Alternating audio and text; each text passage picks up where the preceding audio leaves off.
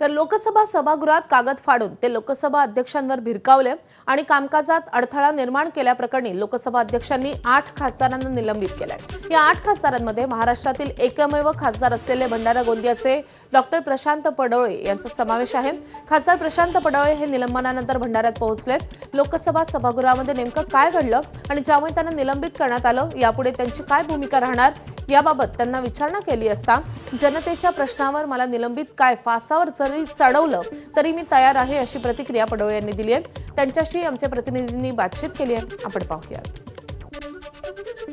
सभागृहात तुमच्यावर आरोप होतोय की कागद अध्यक्षांवर भिरकावला आणि कामकाजात हस्तक्षेप करण्याचा प्रयत्न केला। काय नेमकं त्या दिवशी प्रकार घडला होता तिथे? लोकसभेमध्ये विरोधी पक्ष नेते राहुलजी गांधी आणि आम्ही जनतेचे प्रश्न, जनतेच्या सुरक्षेसाठी, देशाच्या सुरक्षतेसाठी प्रश्न समजा आम्ही मांडू शकत नाही, बोलू शकत नाही, तर मग लोकसभा आहे तरी कशासाठी? आणि हे म्हणतात की कागद फाडलं। अरे हे कितीतरी अनपार्लमेंटरी वर्ड तिथं बोलत असतात। तुम्ही हिस्ट्री बघून घ्या, रेकॉर्ड बघून घ्या, यांच्यावर कोणतीही कसली कारवाई होत नाही। मी स्पष्ट या सरकारला सांगू इच्छितो, आमच्या प्रधानमंत्री मोदीजीला सांगू इच्छितो, जनतेच्या सर्व प्रश्नासाठी आम्ही तिथं लढत राहू। अरे निलंबन तर छोटीशी गोष्ट आहे। तुम्ही त्यांच्या प्रश्नासाठी आम्हाला फासावर चढवलं तरी आम्ही फासावर चढण्यास तयार आहोत। पुढे कशी स्ट्रॅटेजी राहणार आहे पक्ष नेतृत्वांची आणि तुमची सुद्धा? सर्वप्रथम आमची मागणी आहे की आम्हाला बोलू द्या, जनतेचे प्रश्न सभागृहामध्ये मांडू द्या। राहुल गांधीजींनी जो प्रश्न मांडला होता तो देशाच्या सुरक्षतेचा प्रश्न होता, त्याच्यावर चर्चा व्हायला पाहिजे।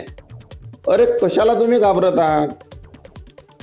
सत्य आहे आणि सत्य तुम्ही मांडू द्या, तुम्ही घाबरता कशाला? म्हणजे चोर के दाढी में कुठं ना कुठं तिनका आहे, म्हणून हे जनतेसमोर, सभागृहासमोर ते सत्य मांडू देत नाही। जो विरोधकांचा आवाज दाबला जातो, गडचेपी केली जाते, ती कधीही सहन करणार नाही आणि सरकारला धारेवर धरू, असं त्यांनी स्पष्ट वक्तव्य केलेलं आहे। प्रशांत देसाई, एबीपी माझा, भंडारा।